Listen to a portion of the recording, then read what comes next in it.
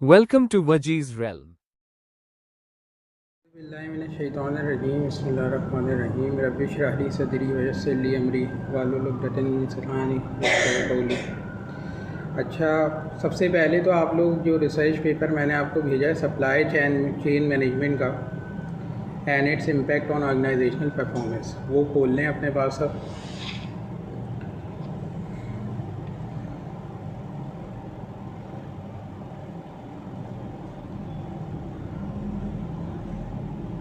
अच्छा, supply chain के ऊपर अगर हम बात करें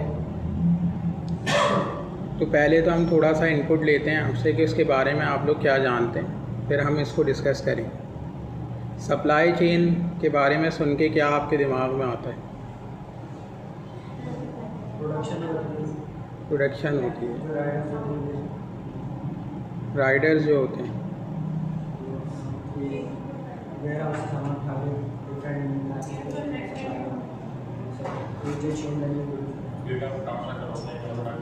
क्या कर रहे होते हैं? अच्छा, और सप्लाई चेन नहीं पता कुछ? सप्लाई चेन के बारे में पता होना चाहिए ना, उसके बाद मैनेजमेंट की बात करेंगे। आप बताएं। सर, एक ऑर्गेनाइजेशन को सप्लाई इनकी जो ब्रांचेस होती हैं। अच्छा, और नहीं, मैं उस हिसाब से समझाऊंगा। उसके अंदर कोई वो नहीं है कि आपको सही पता है, पता करना है तो ही तो पढ़ने आए। ठीक है, हाँ बताएं क्या आता है दिमाग में सप्लाई चेन का सुन के? सर, जैसे कोई प्रोडक्ट सप्लाई होती है तो मतलब कि जैसे किसी ब्रांड से आती है, किसी जैसे रिटेल प्राइस पे जैसे लोगों को देते हैं आगे, मतलब एक बंदे से दूसरे बंदे तक जाती है। सही, आप बताएं। आदि वेयर हाउस तरीके का होता है, लॉजिस्टिक्स में भी काम करता है, ऑपरेशंस में, तो उस हिसाब से वर्किंग चलती है। तो सप्लायर के हिसाब से मतलब सप्लायर होता है वो पूरे ओवरऑल मतलब डिस्ट्रीब्यूट करता है जगह जगह। सही है। देखो, सप्लाई चेन का जो बेसिक कॉन्सेप्ट है वो एक ऑर्गेनाइजेशनल फंक्शनैलिटी है। डिमांड और सप्लाई का तो सबको पता है, ठीक है। तो इस सप्लाई को मेक श्योर कराने के लिए किसी भी ऑर्गेनाइजेशन को अपने डोमेन के हिसाब से सप्लाई की एक हिरार्की है उसको फॉलो करना पड़ता है, जिसके अंदर ये भी हो सकता है कि आप प्रोक्योरमेंट करें, यानी कोई रॉ मटेरियल उठाएं और उससे अपनी कोई प्रोडक्ट बनाएं। उसमें ये भी हो सकता है कि आपने अली बाबा से कोई चीज़ शिपिंग में मंगवा ली, ठीक है।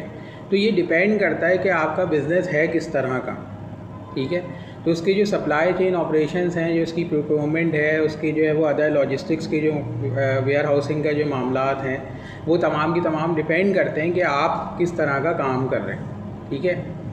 फॉर इंस्टेंस, अगर कोई शख्स इवेंट मैनेजमेंट करता है, ठीक है, तो इवेंट मैनेजमेंट एक सर्विस बिज़नेस है, ठीक है। तो उसके लिए उसको लाजमी सी बात है कि उसकी प्रोक्योरमेंट के लिए, उसकी एक्विजिशन के लिए उसको कोई सामान चाहिए होगा, ठीक है। अब वो सामान जब आ जाएगा तो कहीं उसको स्टोर करना होगा, ठीक है। और ये सामान लेते वक्त उसने कोई कॉन्ट्रैक्ट साइन करा होगा, कोई सर्विसेज का कॉन्ट्रैक्ट साइन किया होगा, किसी से कोई चीज़ ली होगी, किसी से कोई चीज़ ली होगी।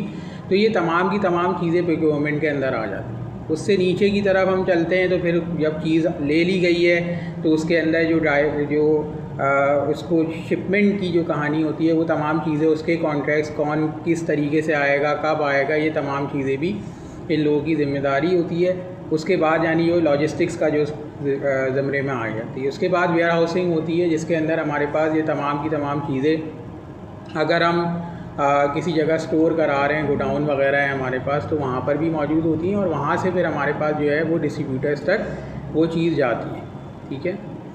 तो बहुत सारी चीज़ें, खैर इसका एस्पेक्ट थोड़ा सा पढ़ते हैं ताकि जो है वो आपको थोड़ा सा समझ में आए कि ऑर्गेनाइजेशनल परफॉर्मेंस पे सप्लाई चेन मैनेजमेंट का क्या जो है वो फ़र्क पड़ता है। Supply chain management is a critical business function that integrates the flow of goods, information and finances from raw material suppliers to end customers, ठीक है। यानी चीज़ के बनने से लेके चीज़ के ख़रीदार तक वो तमाम लोगों को के लिए डिपेंड करता है कि आप किस तरह की यानी जो है वो ख़रीदारी कर रहे हैं या आप किस तरह का जो है वो बिज़नेस रन कर रहे हैं, उसके हिसाब से सप्लाई चेन और उसकी जो मैनेजरियल जो फंक्शनैलिटीज़ हैं वो चलेंगी। This research paper examines the concept of supply chain management, its key components, benefits, challenges and future trends. ठीक है कि आगे क्या होगा। The study highlights how effective supply chain management enhances efficiency, reduces cost and improves customer satisfaction. ठीक है, customer satisfied होगा तो ऑर्गेनाइजेशनल ग्रोथ होती है। अगर हमारे पास लॉसेस कम होते हैं, कॉस्ट इफेक्टिव सॉल्यूशंस हमारे पास मौजूद होते हैं तो एफिशिएंसी बढ़ती है और कॉस्ट रिड्यूस होती है। अच्छा, अगर आप इस पेपर को कीवर्ड्स देखें, इसको सर्च भी कर सकते हैं आप। सप्लाई चेन मैनेजमेंट के नाम से लॉजिस्टिक्स, ऑपरेशंस मैनेजमेंट, ठीक है, ग्लोबल सप्लाई चेन या बिज़नेस परफॉर्मेंस, ये तमाम कीवर्ड्स हैं जिनके अंदर आप इसको सर्च कर सकते हैं। तो इंट्रो पढ़ते हैं ज़रा। In today's globalised economy, organisations operate in highly competitive and complex environments.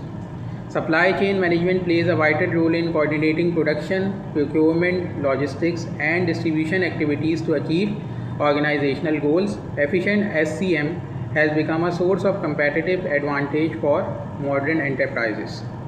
अब इसका मतलब क्या हुआ? इसका मतलब ये हुआ कि आपके पास अगर हमें ग्लोबली माशी सूरत हाल अपनी बेहतर करनी है तो हमें सप्लाई चेन मैनेजमेंट पे या ऑपरेशंस मैनेजमेंट के ऊपर काम करना पड़ेगा और उसकी जो प्रोसेसिंग है उसको समझना पड़ेगा। क्योंकि ऑर्गेनाइजेशन जो आज ऑपरेट कर रही हैं उनके अंदर आउटसोर्सिंग का कॉन्सेप्ट भी आ चुका है। बहुत सारे ऑपरेशंस हमारे आउटसोर्स हुए हुए होते हैं, भले वो रिक्रूटमेंट के ऑपरेशन की अगर हम बात करें किसी रिक्रूटमेंट एजेंसी की, या किसी भी एक ऑर्गेनाइजेशन ने अपना कोई एक ऑपरेशन आउटसोर्स किया हुआ होता है। ये बहुत तमाम चीज़ें होती हैं जिसकी वजह से कॉम्प्लेक्सिटी जो है वो हमारे एनवायरनमेंट में इंक्रीज़ हो जाती है। अब एक शख्स यहाँ फॉर इंस्टेंस हमारे पास इदारे में आके काम कर रहा है और उसकी हायरिंग जो है वो किसी हायरिंग एजेंसी की तरफ से हुई है, यानी उसको ये इदारा ओन नहीं कर रहा, कोई HR उसको ओन नहीं कर रहा। अगर कोई भी हमें उसकी कंप्लेन होगी तो हम डायरेक्टली उसकी हायरिंग एजेंसी से करेंगे।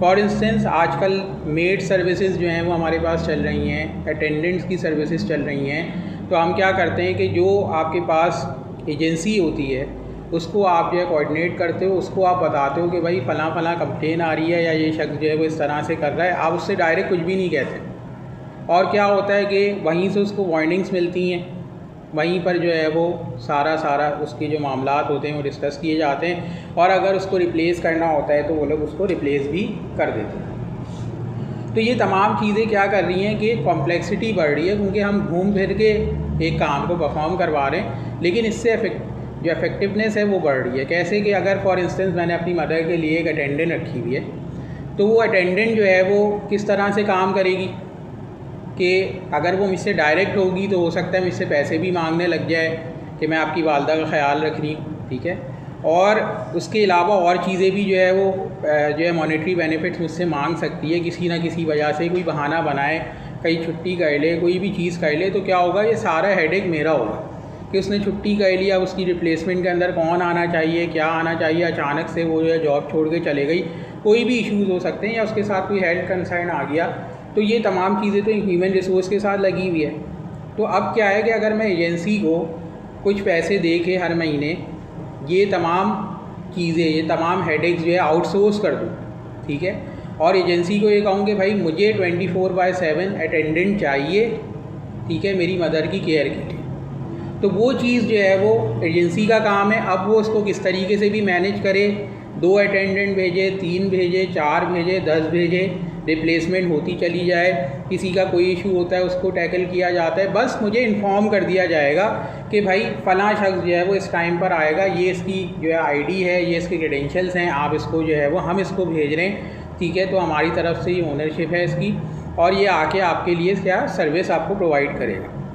आप उसकी जो सैलरी होती है वो भी कंपनी को ही डिस्पैच करते हो, एजेंसी को ही डिस्पैच करते हो, डायरेक्टली उसके मॉनेटरी कोई भी हाथ में उसकी चीज़ नहीं रखते हैं हम लोग, ठीक है। तो इस तरह से कॉम्प्लेक्सिटी ऑफ एनवायरनमेंट जो है वो इंक्रीज़ होती है, लेकिन डिफरेंट हेडेक्स जो हैं वो कंपनी के ऊपर से कम होते हैं, यानी बर्डन कम हो जाता है।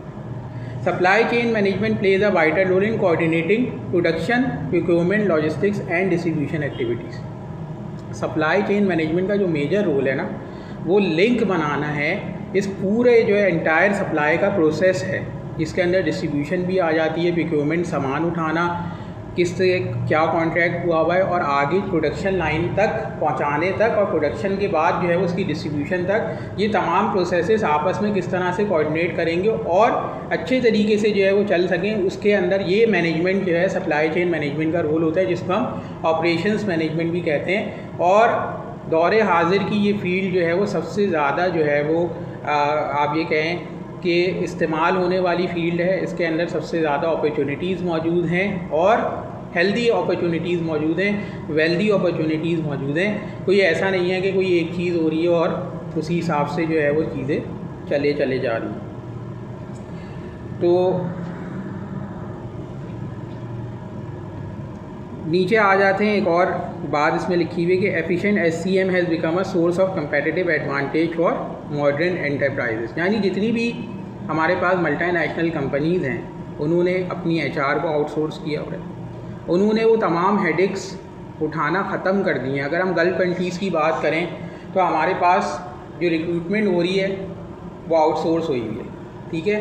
जो रिक्रूटमेंट एजेंसी होती है वो आपको बुलाती है कि भाई एक जॉब आई हुई है, आप आ जाएं, और आपको जस्ट लाइक यहाँ पर जो एक एजेंसी वर्क करी है मेड के लिए, उसी तरह से आप वहाँ पर चले जाते हो एज अ लेबर या एज एन इंजीनियर या एज अ कंप्यूटर साइंटिस्ट, जो जॉब रोल आपके लिए डिज़ाइन किया जाता है नेटवर्क इंजीनियर के हैसियत से। तो वहाँ पर आप जाके क्या करते हो कि एजेंसी से लिंक होते हो, एजेंसी को अपना पासपोर्ट सबमिट करा देते हो, एजेंसी को अपनी जो क्रेडेंशियल्स सबमिट करा देते हो। एजेंसी आपको क्या करती है कि भाई फ़लाँ कंपनी में आप चले जाएँ, सुबह 9 बजे आपका इंटरव्यू होगा, एक फॉर्मल इंटरव्यू होगा जिसके अंदर आपको JD बता दी जाएगी आपकी। अगर वो चीज़ में आप जो है वो पास कर जाओगे तो आप वहाँ पर फिर काम कर सकते हो और आपकी जो है वो जो सैलरी है वो हमारी तरफ से डिस्पैच होगी, ठीक है। ऐसी बहुत सारी रिक्रूटमेंट एजेंसीज़ पाकिस्तान के अंदर भी मौजूद हैं और जो वर्क कर रही हैं। जितने भी कॉल सेंटर एजेंट्स होते हैं वो इसी तरीके से इसी पाथवे से गुजरते हैं। बैंकिंग ऑफिशियल्स जो बनते हैं उनकी, अब बैंक्स जो हैं वो इस हेडेक को नहीं उठाता, क्योंकि बैंक को पता है कि अगर मैं जो हूँ इस पर्टिकुलर जो HR का काम है इसके अंदर लोग जो हैं वो उनके हमारे पास काफ़ी अनप्रोफेशनली बिहेव करते हैं, ख़ास तौर से सब कॉन्टिनेंट के अंदर। तो इसलिए उन लोगों ने क्या है कि भाई हेडेक है हमारे लिए, हम इनको सारी चीज़ें भी दें, ये हमसे फ़ायदे भी लेंगे और अचानक से ये चले भी जाएंगे। तो इसकी बेसिस के ऊपर उन लोगों ने क्या किया है कि इस तरह का जो एक सिनेरियो बना लिया है जिसके अंदर उनको इस तरह से फ़ायदा हो कि वो जो छोटी छोटी चीज़ों के हेडेक्स हैं वो उन तक ना आए, वो सिर्फ लोगों की प्रोडक्शन लाइन जो है वो अवेलेबल उनके पास मौजूद हो कि अगर एक जाएगा तो दूसरा आ जाएगा, हमें कोई इशू नहीं है। आपको सिर्फ ये होगा कि ट्रेनिंग एंड डेवलपमेंट का काम आपको किसी ना किसी 2-3 इंडिविजुअल्स को देना होगा, उनके ऊपर आपने जो है मेहनत करनी होगी। यानी जो इंटरनल HR होगी वो ट्रेनिंग एंड डेवलपमेंट को देख रही होगी, रिक्रूटमेंट का जो प्रोसेस होता है उसको आउटसोर्स कर दिया जाता है, ठीक है। अच्छा, उसके बाद ये हमारा था इंट्रो सप्लाई चेन का, ठीक है। और मेरे हिसाब से चीज़ें बहुत सारी समझ में आ गई होंगी अब कि सप्लाई चेन क्या है और किस तरीके से काम कर रही है। अच्छा, अब इस पेपर का लिटरेचर रिव्यू अगर हम देखें कि क्यों लिखा गया है, किस तरीके से प्रीवियस रिसर्च जो हुई थी इसके ऊपर वो एम्फेसाइज करती थी इफेक्टिव सप्लाई चेन इंटीग्रेशन के ऊपर, leads to improve operational performance and customer satisfaction. Scholars such as Chopra and Medi highlight the strategic role of SCM in aligning supply and demand while minimizing cost and risk, ठीक है। जो papers जो हैं जिनको देखा गया है, रेफरेंस पेपर्स की बात की जा रही है कि डिफरेंट PhD स्कॉलर्स ने इसके ऊपर रिसर्च की है और मेनली जो ऑपरेशनल परफॉर्मेंस है, कस्टमर सेटिस्फेक्शन है, वो सप्लाई चेन मैनेजमेंट के बेहतर होने से, इफ़ेक्टिव होने से इंक्रीज़ होती है। तो पहले जो लोग थे उन्होंने सप्लाई चेन मैनेजमेंट को इस तरीके से डिस्कस किया था कि जो डिमांड और सप्लाई का कॉन्सेप्ट है उसमें कॉस्ट और रिस्क को किस तरह से हम मिनिमाइज़ करें, ठीक है। लेकिन हम बात कर रहे हैं यहाँ पर सप्लाई चेन मैनेजमेंट की एनालिटिक्स के ऊपर। ओवरऑल जो है सिनेरियो को, एक ऑर्गेनाइजेशनल परफॉर्मेंस इंक्रीमेंट किस तरह से होती है, वो सारी चीज़ें इसमें डिस्कस होंगी।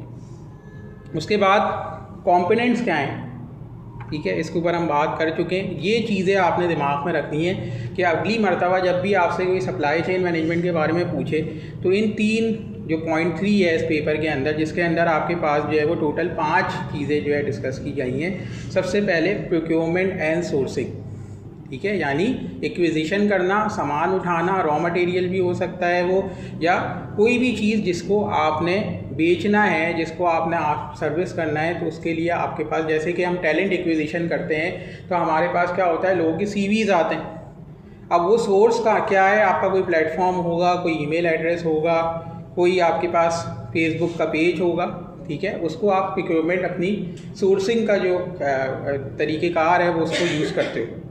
अच्छा, उसके बाद प्रोडक्शन एंड ऑपरेशंस, ये काम जो है ये अलग लोग देख रहे होते हैं। प्रोक्योरमेंट अलग बंदा देखेगा, ठीक है, प्रोडक्शन एंड ऑपरेशंस अलग लोग देखेंगे। प्रोडक्शन के अंदर क्या है कि जो प्लांट पे लोग मौजूद हैं, फॉर इंस्टेंस अगर हम जो है वो किसी चीज़ की प्रोडक्शन की बात कर रहे होते हैं तो हम वहाँ पे बात करेंगे। लेकिन अगर रिक्रूटमेंट सिलेक्शन की बात करते हैं तो यहाँ पे सिलेक्शन ऑपरेशंस की बात की जाती है कि सिलेक्शन का जो क्राइटेरिया है, JDs को डिफ़ाइन करना, लोगों के साथ इंटरव्यूज़ करना, ये तमाम की तमाम चीज़ें जो है वो, यानी एक stream line of selected candidates जो हैं वो प्रोड्यूस करना, वहाँ पे प्रोडक्शन आ जाती है अगर हम ह्यूमन रिसोर्स की बेसिस के ऊपर बात करते हैं। अब इसका मतलब सब सर्विसेज को सप्लाई करना होता है। बिल्कुल ऐसे ही, ठीक है। तो कोई भी चीज़ जो है वो आप सप्लाई कर रहे हैं, डिमांड आपकी किसी भी चीज़ की हो सकती है ना, वो सर्विस की भी डिमांड हो सकती है, वो किसी ऑब्जेक्ट की भी डिमांड हो सकती है, तो आप उसको सप्लाई कर रहे होते हैं, दैट्स इट, ठीक है। Warehousing and inventory management, ठीक है। अब आपके पास चीज़ें आ चुकी हैं, टैलेंट सेलेक्ट हो चुका है, ठीक है, अब आपके पास ये लोग जमा हो चुके हैं। अब इनको मैनेज करना, किसको कहाँ भेजना है, कौन किसका क्या रोल है, ठीक है, और कौन सी चीज़ कहाँ रखी जाएगी, ठीक है। फॉर इंस्टेंस हम इम्तियाज़ की इन्वेंट्री मैनेजमेंट में चले जाते हैं, तो इम्तियाज़ की इन्वेंट्री मैनेजमेंट काफ़ी बड़ी है, ठीक है। उसके अंदर जो है वो कोई एक बंदा ये काम नहीं कर रहा होगा, इन्वेंट्री मैनेजमेंट भी सब डिवाइडेड होगी, ठीक है, कि भाई जो हमारे जो इस तरह की प्रोडक्ट्स हैं जिनके अंदर जो है शेल्फ लाइफ जो है उसकी शॉर्टेंड है, उनको जो है on the basis of that हम जो है वो इन्वेंट्री मैनेजमेंट करने के लिए किसी एक शख्स को हमने रखा हुआ है, ठीक है।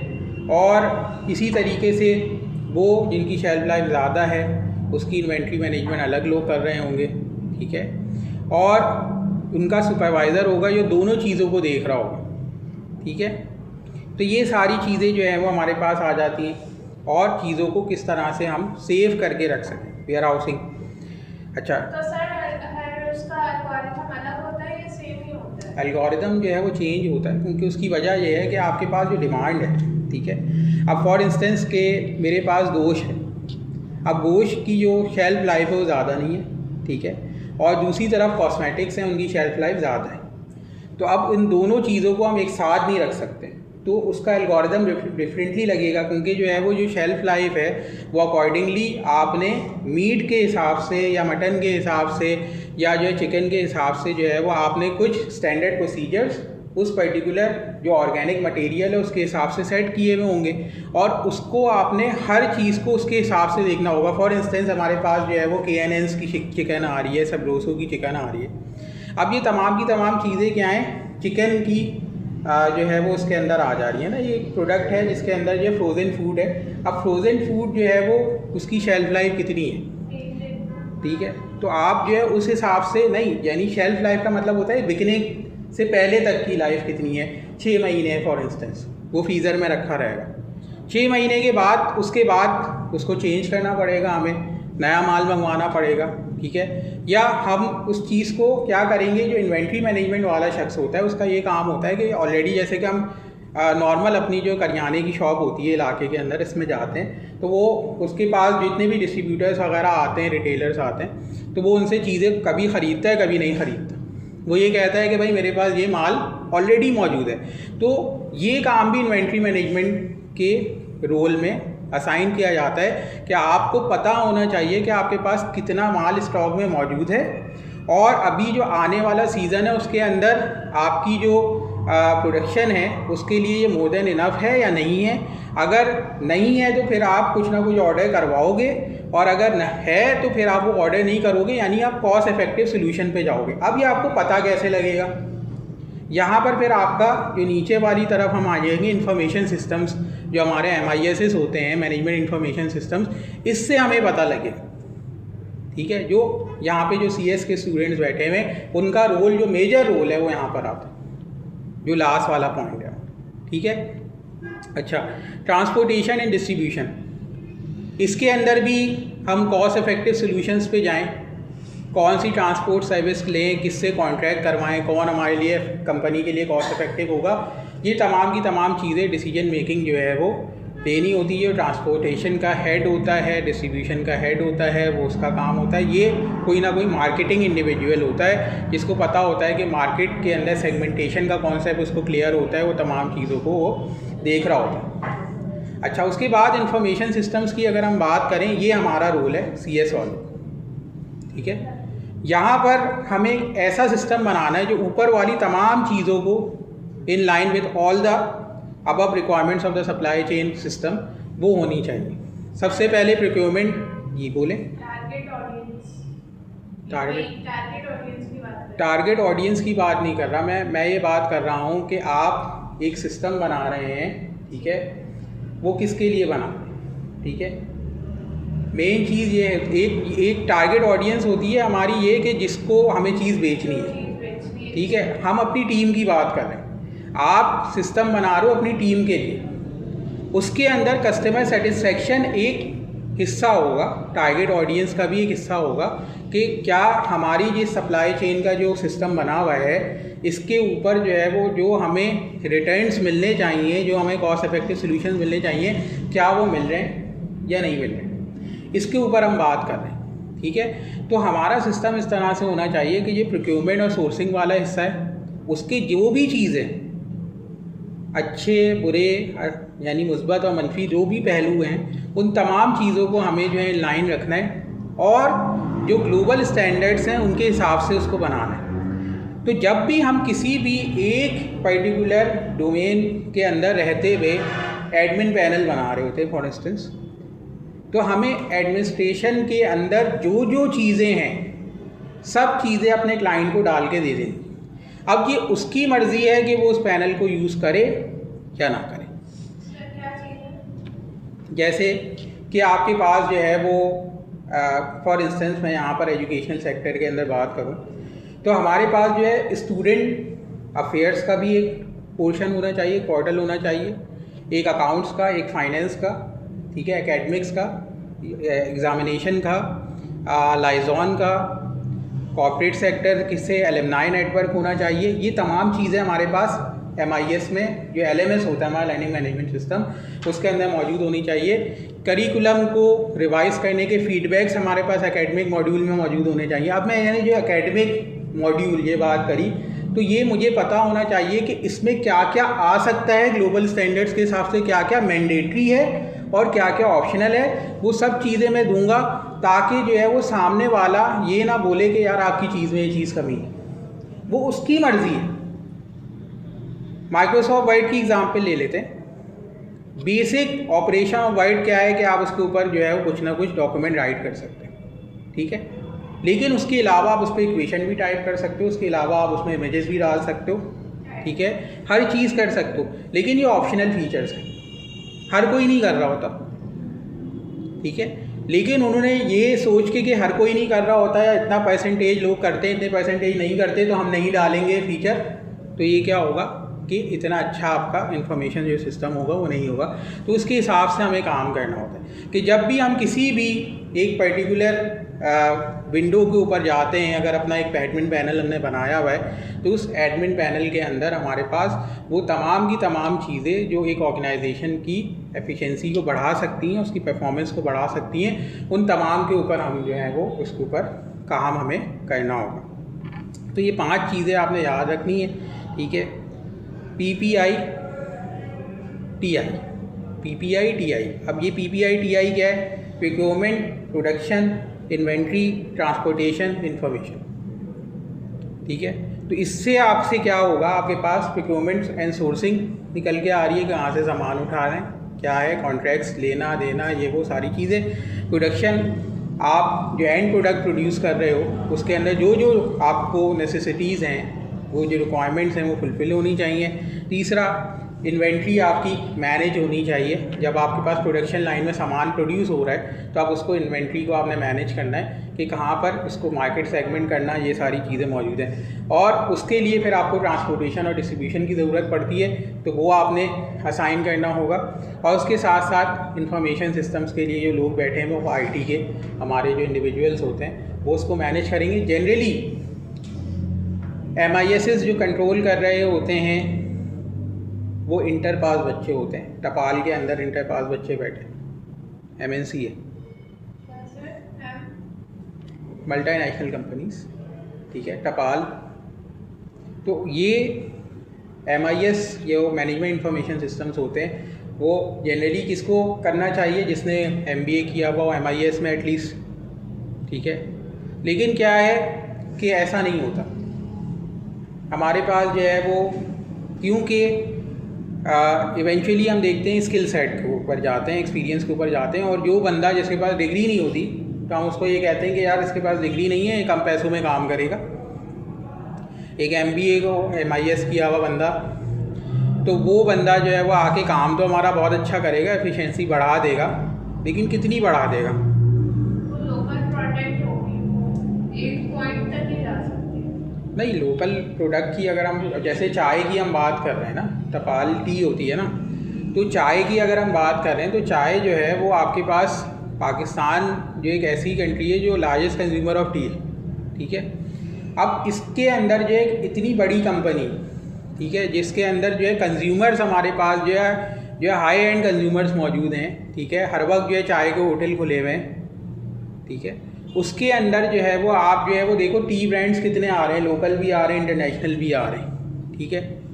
और उसमें अपनी जगह बनाना, इसके अंदर क्या है कि जो बंदे को उन्होंने रखा हुआ है, या तो वो बहुत ज़्यादा एफिशिएंटली काम कर रहा है, इससे हमें ये चीज़ भी नज़र आती है, इससे हम ये अकस कर सकते हैं कि ये जो जॉब रोल्स हैं ये डिग्री स्पेसिफिक नहीं है, ठीक है, ये स्किल स्पेसिफिक हैं, ये टैलेंट स्पेसिफिक हैं, ये आपकी अपनी जो कैपेसिटी बिल्डिंग है उसके ऊपर जो है वो बेस करते हैं कि आपके अंदर कितनी वर्किंग कैपेसिटी है।